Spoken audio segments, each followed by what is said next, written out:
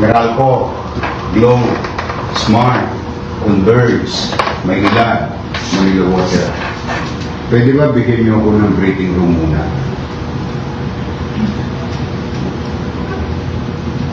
Pwede bang makisuyo na huwag niyo muna kami putulan ng kuryente, tubig, internet, and so on and so forth.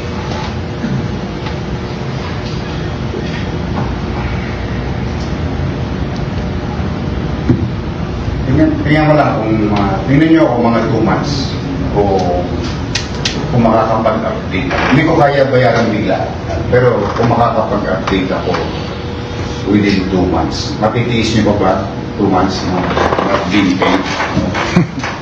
Ayusin ko lang yung fiscal problem. Kanina nakakita na ako. Malaki magiging savings ko kasi yung sinabi kong 1,500 JO, maliit pala yun. 5,931 nowhere to be found JO. So, pag yun, hindi ko na-renew ng June 30, yung iba doon, may savings ako. Tama ba? Siya namang ibabayad ko sa inyo, pangako ko sa inyo. Huwag nyo nang putulan yung eskwelahan, ospital at mga pasilidad ng pamahalang munisip. So now, I'm begging you, pleading as mayor of the city of Manila, aasa sa amin ng mga tao.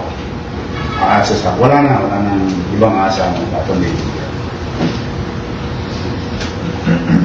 Pwede ba makisuyo pagbalik ninyo sa mga boss nyo? Bigyan nyo lang ako 2 months muna. Pagka hindi ko kinaya, sasabihin ko rin naman sa inyo.